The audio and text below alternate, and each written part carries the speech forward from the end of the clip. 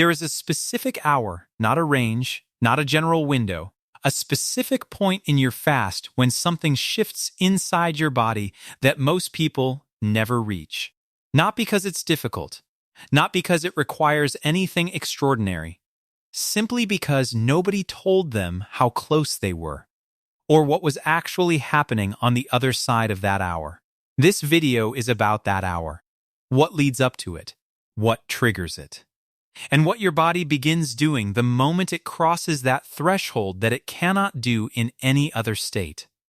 Stay with me, because this is rarely explained at the cellular level, and by the end of this you will understand exactly what is happening inside you during a fast, and why the timing matters more than almost anything else.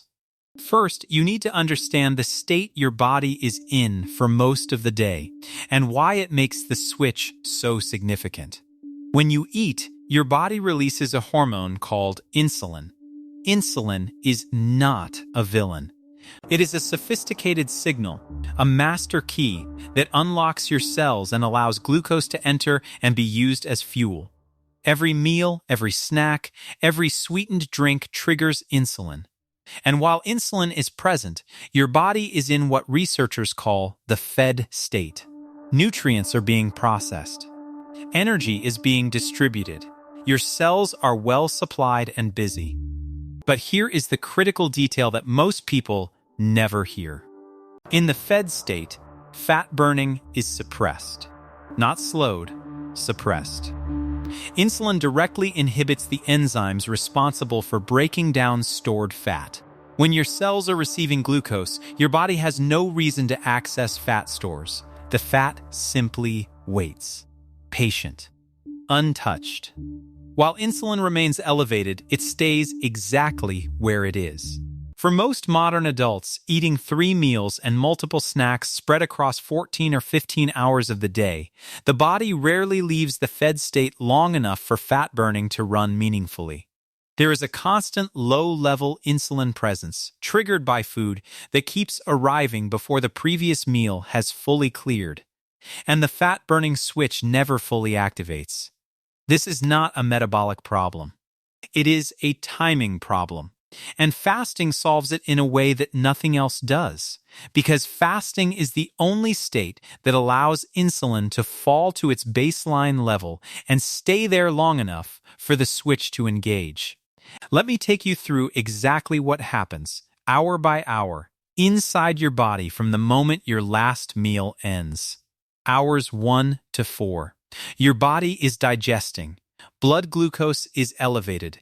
Insulin is doing its job, distributing nutrients, directing energy, managing the incoming fuel. Your cells are in full fed state operation. Nothing unusual is happening yet. This is the normal post-meal window that your body handles thousands of times across a lifetime. Hours 4 to 8. Digestion is completing. Blood glucose is returning toward baseline. Insulin is beginning to fall. Your body has finished processing the last meal and is now running on circulating glucose from your bloodstream. No fat burning yet, but the conditions for it are beginning to form. The insulin level is dropping. The suppression is easing. Hours 8 to 10. This is where the first subtle shift begins. Your liver, which stores a reserve of glucose called glycogen, is starting to draw on those reserves to maintain stable blood sugar. Think of glycogen as your body's short-term energy buffer. It holds roughly enough glucose to run your brain and organs for 10 to 12 hours. Your body is now drawing from that buffer because the food supply has stopped arriving. Most people who eat dinner and go to sleep will reach this window overnight, and most will wake up and immediately eat breakfast, returning to the fed state before the next phase can begin. This is why the timing of your first meal of the day is one of the most metabolically significant decisions you make. Because what happens in the hours after hour 10 is where the real biology begins. Hours 10 to 12. Your liver glycogen reserves are running low. Your insulin is at or near its daily baseline. And your body is beginning to prepare for what comes next, the metabolic shift that changes which fuel source your cells are using.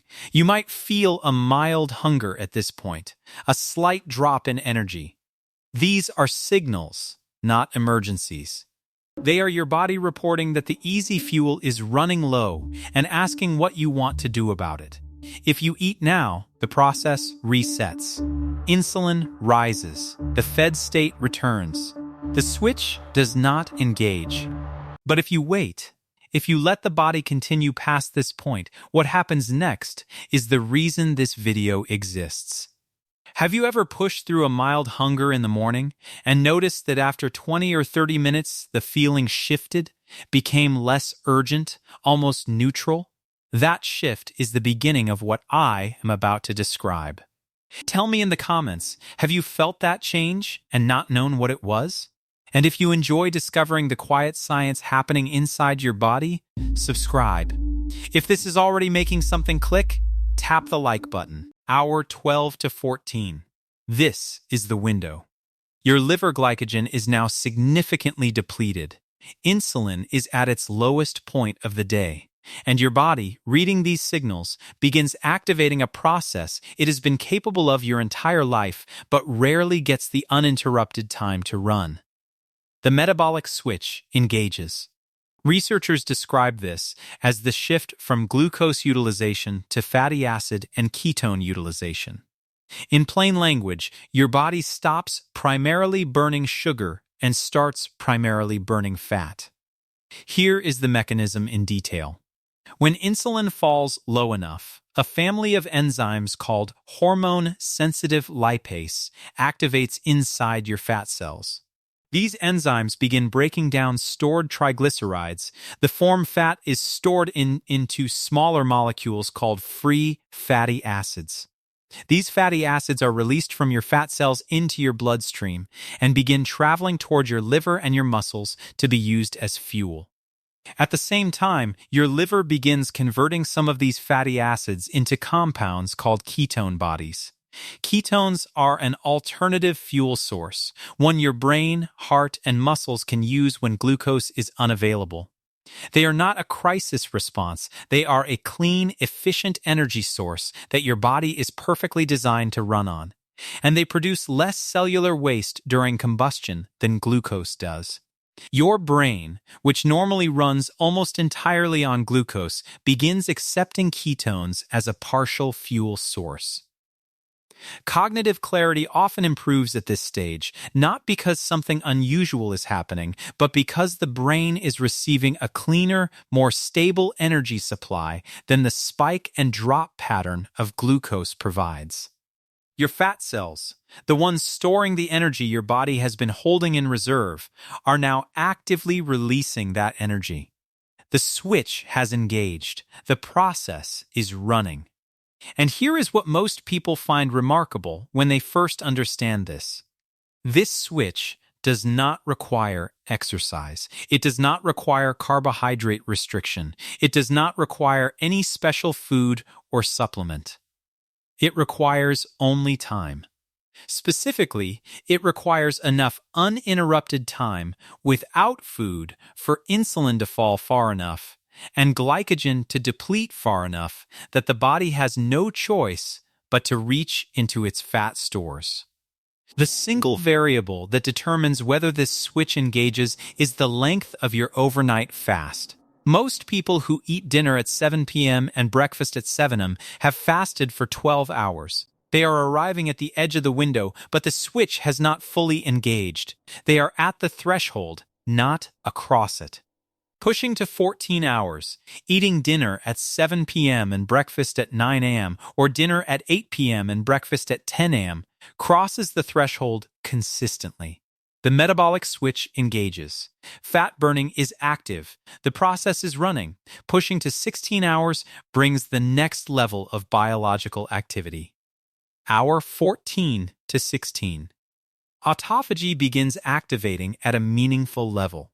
Autophagy, from the Greek meaning self-eating, which sounds alarming and is entirely positive, is your body's cellular cleanup process. Your cells accumulate damage over time.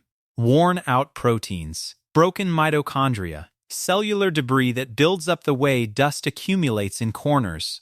Autophagy is the process that finds this debris, breaks it down, and recycles the components into fresh building material. In the fed state, autophagy runs at a low background level. When insulin is present and nutrients are plentiful, the body has no urgent reason to recycle internal components. New material is arriving from outside.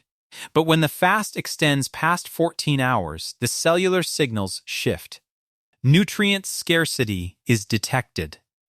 The cleanup process accelerates. Research published in Nature Aging found that even modest autophagy activation, the kind that begins around the 14 to 16-hour mark, was associated with measurably reduced inflammatory markers and improved mitochondrial health in adults over 45. This is not theoretical. These are measurable changes in biological markers, produced by timing alone. Your mitochondria, the energy-producing structures inside your cells, are being cleaned, repaired, and optimized during this window. The cellular machinery that produces your energy is being serviced, and the downstream effect of healthier mitochondria is more stable energy, better metabolic efficiency, and reduced cellular aging over time. This is the biology that runs when you simply don't eat for 14 to 16 hours. No pills, no protocols, no equipment, just the uninterrupted time your body needs to do what it was designed to do. Now let me give you the practical protocol, the specific approach that allows you to consistently reach and sustain this metabolic window without hunger, without suffering, and without disrupting your daily life. Step 1.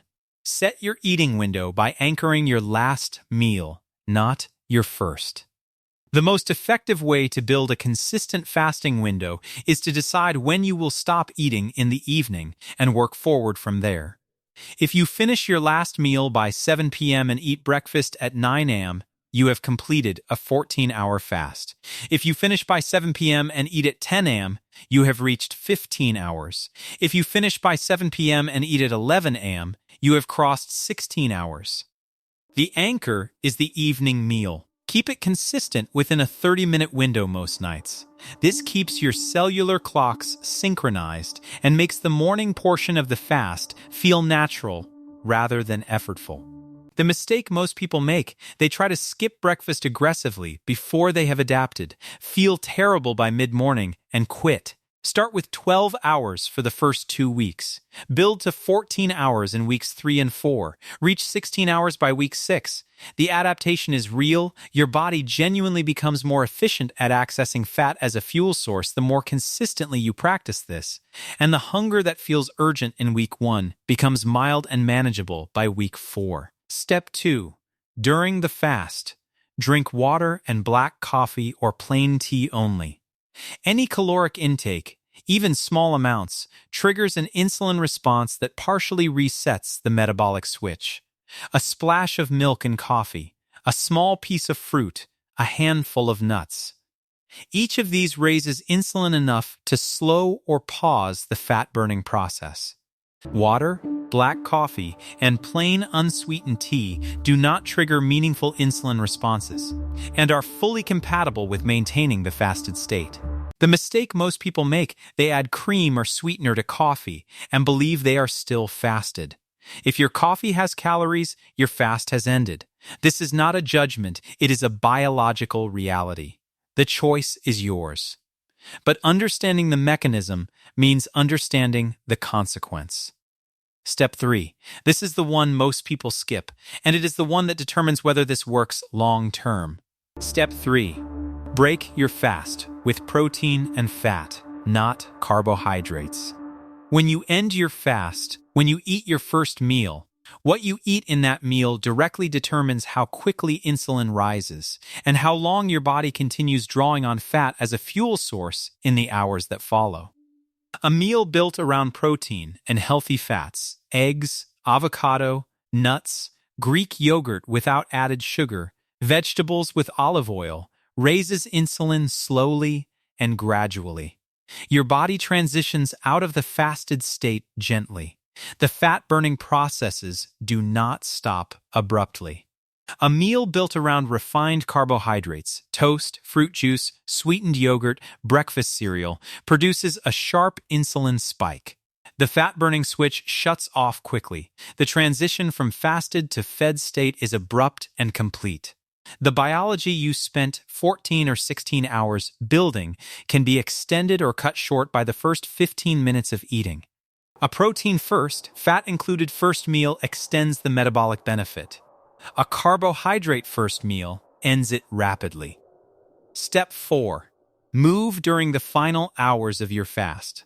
If you walk, exercise, or move at a moderate intensity during the final 2 hours of your fast, when fat burning is already active, you are adding a second signal on top of the hormonal environment the fast has created. Your muscles are already set up to receive fatty acids as fuel. Movement during this window amplifies fat oxidation significantly compared to the same movement in a fed state. This is the biological basis for fasted morning walks. Not as a punishment. As a strategic use of the metabolic window the overnight fast has already opened. Here is the larger picture I want you to hold. The metabolic switch, the shift from burning sugar to burning fat, is not a special ability that some people have and others don't. It is a built-in biological process that every human body is capable of. The only variable that determines whether it runs is whether you give it the uninterrupted time it needs to engage. 14 hours of fasting, consistently, most nights of the week. That is the threshold. That is the door. On the other side of that door, your fat cells are releasing stored energy. Your mitochondria are being cleaned and optimized. Your insulin sensitivity is improving. Your cellular clocks are staying synchronized. And your body is doing all of this without a single supplement, without a special diet, and without any equipment.